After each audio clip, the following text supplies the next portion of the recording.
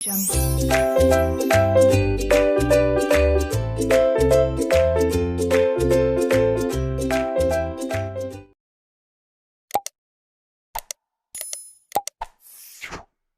hello everyone, and welcome back to my channel named Learning to Learn. So, this is the channel you're watching right now. You can subscribe to this channel to get more updates. Apart from that, you can follow me on LinkedIn. This is my profile. You can follow me with the name Aditi Arya, as well as I'm on Twitter.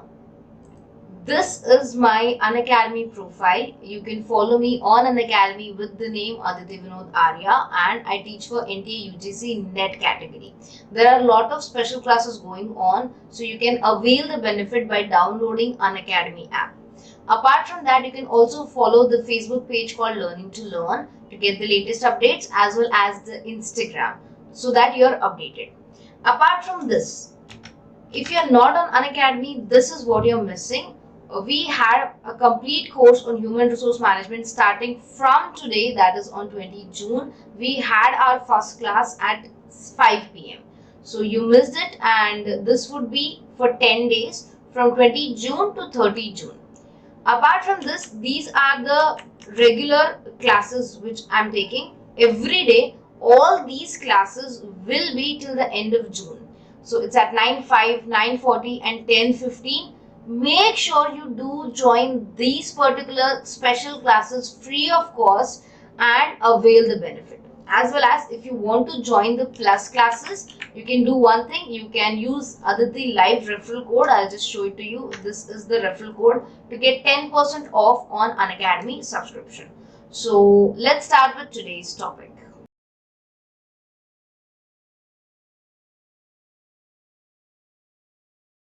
Hey, hello everyone, and welcome back to my channel named Learning to Learn. So in the last video, we were discussing about classical theory, and we did in a very detailed manner that what do we understand by the term classical theory. We have also done the characteristics. Now moving forward, we will be doing one by one all the classical theories that are bureaucracy theory, scientific theory and administrative management theory. So let's start with bureaucracy theory. Before starting with the term bureaucracy theory, let me give you a quick glance that what exactly do we understand by bureaucracy theory and why are we trying to read this. The first thing about bureaucracy theory is bureaucracy theory was given by Max Weber. He basically introduced this theory because of three major reasons. The first one was there was a rapid development or rapid growth in the industrial organization at that particular point of time. Second, there was a lot of dissatisfaction among the military persons and the industrial people. Apart from that, the third one is Max Weber believed that all the people who are working in any industry or any sector, they're working for only and only one thing, that is money. So they are very selfish and they are untrustworthy, because for money they would be switching their places and they would go somewhere else also. So on this three grounds, the entire bureaucracy theory is based. So I think now you'll understand that this theory will be very, very rigid and very, very traditional kind of thinking would be there. Yes. So let's start with the theoretical aspect. Now, bureaucracy theory of classical theory. I'm just highlighting the point where I have started reading so that you can catch up. This theory was propounded by Max Weber, who was a famous German sociologist, and it is said that the three factors contributed in the development of this theory. The first one is the rapid growth and development of the industrial organization. The second, the dissatisfaction among the military organization and the working style. It was seen that Max Weber was personally dissatisfied with the working of military organizations, as he had an opportunity to directly observe these organizations. The third is, as he was a sociologist, he concluded that human behavior is motivated by money and he works for money, so these individuals are untrustworthy and selfish in nature. So as we have discussed in the introduction section, this three things are the basis of the bureaucracy theory. Fine, let's move forward. Because of these three factors, I'm reading from here, not only business organization but also the military organization disorder was seen. To remove this disorder, dissatisfaction, Weber gave this bureaucracy theory. Weber suggested that there are three kinds of leaders. So in this particular theory, we are going to understand three kinds of leaders. The first one is legal rational leader. The second one is charismatic leader, and the third one is traditional leader. So if I just brief out all the three types for you, it is very simple. You can say legal rational leader is a person who has the authority and who takes every decision based on his judgment, as well as based on the logical reasoning or exactly what is to be done in that particular situation. So legal rational leader is very rational. He understands the situation and he tries to come up with a solution which is very correct to that particular problem, and he mainly thinks rationally. Okay, so here there is no place for feelings and all. The second one is the traditional theory or the traditional leader. Traditional leader is someone who has authority and who just dictates or gives directions to the followers, and followers have to follow religiously. The third one was charismatic leader. He is a new kind of leader, you can say, or this is a new kind of leadership style where leaders are charismatic in nature. It means they have a good charisma, they are good looking, they have a good personality, and all the followers who follow them, who see them, they actually want to listen to that kind of leader. So these are the three kinds of leader which were given by Max Weber. Let us try to understand that in a detailed manner. So according to Weber, I am reading from here. Okay. According to Weber, structure and functioning of any organization depends upon the nature of authority. So he gave the following characteristics of all these three authorities. The first is legal rational authority. Let us try to read this first. Legal rational authority are those who are selected by the people legally and are given power by that nature. It is said that these think rationally, have power of rational behavior in different situations. So they are selected as a leader because of their rational behavior also, and because of this rationality they have the power to run the organization efficiently. So as we have discussed, it is just, you can say, on basis of rationality, that the person is not dependent on the feelings or something else. He is a very rational person. He understands what is to be done in the given particular situation. So this was that. Now moving forward, traditional leader. Okay, we are reading from here. The traditional leader are those who are selected as higher authority because they belong to a particular group or class, and it is taken as granted a person belonging to that particular group will be selected as a leader. Just like the son of the king will become son. It's like that.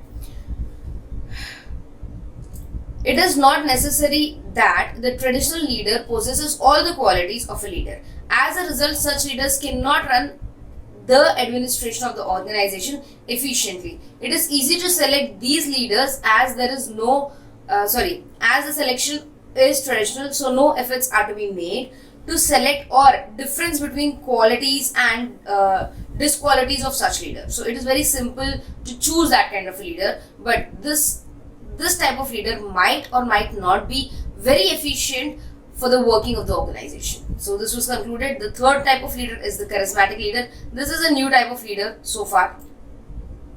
Okay. Under this category of leadership suggested by Weber are those leaders are included who take their position because of their personality and physical attractiveness in the group. Here, the qualifications and talent are not given any importance. The selection is based on the emotions of liking and disliking. Weber suggested that such leaders cannot take impartial decision and they lack knowledge and their decision making it their decision making is biased on their emotions or based on their emotions. They admire those who are their admirers and overlook those who do not support them.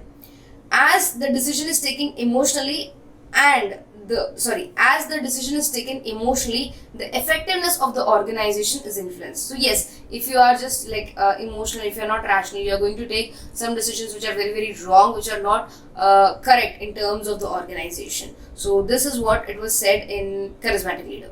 So till now, so far we have done the 3 reasons why bureaucracy theory has started, and we also have done 3 types of leadership, that is charismatic leadership, legal rational leadership, and traditional leader.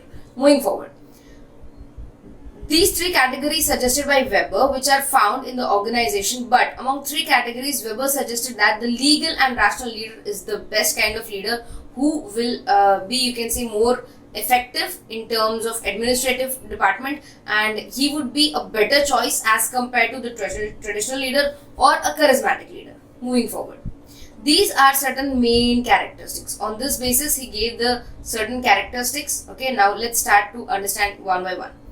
Clear-cut division of labor and specialization of work. Yes, whatever the organization may be, there should be clear-cut, you can say, difference or division of labor as well as the specialization. The second is presence of job hierarchy. Job hierarchy here means who will be in the top level, who will be in the middle level, who will be in the bottom level. It should be clearly specified, their objectives, their functions, their authority, their responsibility. That should also be clearly mentioned to everyone. In the presence of strict rules, I'm reading the third point. In the presence of strict rules and regulations in organization norms, which are to be followed strictly by all the subordinates uniformly without any partiality as laid by the leader. So, all the rules and regulations are to be followed by each and every individual, and the individual will not be discriminated on basis of anything, like if they are in top level or in middle level or in bottom level. They will not have any excuse to not follow the rules. They should follow the rules, and they should strictly follow the rules. There should be no discrimination, no partiality regarding this. The next point, this was a good point. Now I'm reading the fourth point. No place of emotions as the leader thinks rationally. Yes, as Max Weber said that out of the 3 leaders, like the charismatic leader, the traditional leader, and the legal rational leader, Max Weber suggested that the legal rational leader would be the best because he's more efficient, he can take the organization in a better position, and he would be more appropriate.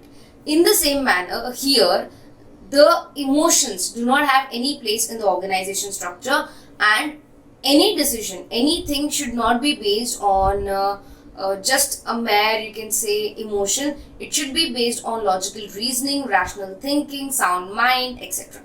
Fifth point, overemphasis of formal relationship is given. Yes, in the if you have seen the last video where we have done the introduction of classical theory, you might have seen one thing, that classical theory is purely based on formal structures. It is not based on informal structures, and informal relationships are discouraged. So the same thing is happening here. Here the informal structure is not at all in existence, and there is no you can say informal communication or informal relationship. So that is what it is said. 6th point, overemphasis upon written documentation. Yes, because written communication is more prevalent, and formal relationships is more relevant, then written communication would be more used. So every kind of decision or every kind of order should be documented so that there will be no confusion in future. Selection of different job levels should be based on the efficiency and the qualifications. So whoever person you're choosing for the job should possess the quality, the qualification, the skills, everything. Then only the person should be offered the job. The last is overemphasis on stability and job security. Yes, all the people who are good at their job, they will be provided stability and job security. So these were all the characteristics of Max Weber's bureaucracy theory. I hope you have understood it. To recap whatever we have done so far, we started with what do we understand by classical theory. In classical theory, there are 3 different kinds of theories. The first one is Max Weber's bureaucracy theory. The second one was Henry Fayol's administrative theory. The third one is F.W. Taylor's scientific theory. And from that, we were in this video we have started in this video Max Weber's bureaucracy theory.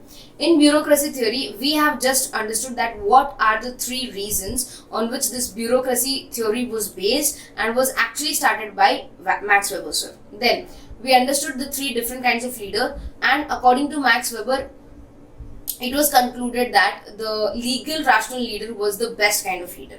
Apart from that, we have done the characteristics of bureaucracy theory. The last point which is remain today is the, you can say, disadvantages or negative points. I cannot say disadvantages, but I'll just tell you the point. Demerits. Yes, demerits of bureaucracy theory. So if you have seen the bureaucracy so far, you will understand that it is a very rigid kind of theory. It does not give scope for improvement or new ideas and many other things. So just let us go through all the demerit points, and now in this particular one single video we'll be able to conclude the entire bureaucracy theory. So let's start with demerits. Okay. Well, I'm just going to read point by point, and that would be helpful, I guess. First one. The bureaucracy theory was first propounded by Weber, and Weber brought this theory in force in order to bring efficiency and to remove dissatisfaction among the employees working in the organization. But it was seen that neither the satisfaction among the employees nor efficiency was achieved in the organization by principle of this theory. So, if you have applied this theory also, it was not making much of a difference, and the employees were still dissatisfied, and there was no efficiency in the organization. The efficiency organization was still in the same manner, it was not improving. So this was the first demerit of this. The next one is the second one. Okay, yes, this one. The emphasis upon high specialization and work and division of labor led to environment where no communication took place. Yes, as we know, all the, you can say, classical theory and bureaucracy theory is based on formal relationships more, and they discouraged informal relationships. So in the same regard, there was almost no communication, there was no environment, and as a result, all the employees became boredom and laborers felt fatigue. Fatigue in Hindi it is called thakavat. You feel very tired after a small period of time. Due to monotonous working, this affects the productivity as well as efficiency in the organization. So ultimately, the second biggest demerit, or you can say backdrop of this particular theory was, first of all, the employees were not at all satisfied and there was no communication. The employees were bored, it was a monotonous work, they started losing their productivity, etc. The third one. The overemphasis on written records and documentation leads to wastage of time and delay of work, and of course, wastage of resources as well. So this was also one of the problems in this particular theory. The next one is the presence of strict rules and regulations compels the employees to work like machines, where they fill their own selfish motives and at the same time develops a mechanist feeling to work hard and to work more. This develops the feeling of selfishness and jealousy among the employees. So the theory which is based on it resulted into the same thing. Max Weber believed that all the people who work, they work only for money, and they are very selfish and not trustworthy. You cannot trust those people. So in the same way, if you are just going to motivate them with money, the same thing will happen. They will become more selfish, more greedy, and more jealous of their other fellow employees, and there will be still a dissatisfaction among them. Lack of interpersonal relationship seen in this theory, in which neither the relationship between the management and the employees are healthy, but also the relationship between the employees and other employees are also unhealthy. So there is like no scope for informal communication or informal relationships. So there is no psychological satisfaction to the employees working with other employees or their bosses. So they are still inefficient, they are still dissatisfied. So this was all the theory. I think it concludes everything. It concludes the reason why we started this theory, the main characteristics or the main points and the demerits. So I'm just going to conclude this by this particular paragraph. I'm reading from here. As there are demerits of the traditional or the bureaucracy theory which prevailed in the organization of those times, which work like machine and considered the employees as machine. And this machine theory by Weber gave ways to develop the management theory. So this theory was, you can say, not very effective. This theory had major drawbacks, and there were many problems in this particular theory. But this was the first attempt to actually start a theory for management. So I think this concludes everything. If you still have any doubts, please do let me know. I would love to help you guys. Take good care of yourself, study hard, stay safe, and if you think this video helped you in any manner, you can share it with your friends so that they can also get help from this. And in the next coming video, we will be doing scientific management theory and administrative theory, and then we'll move to neoclassical theory and modern theories and all. Apart from that, one quick thing I wanted to say. This video is also available in Hindi. So if you want the explanation in Hindi, you can go to my channel and get the OB Hindi playlist, entire playlist in Hindi. So that would be really helpful to you. Take good care of yourself. Study hard. Bye everyone.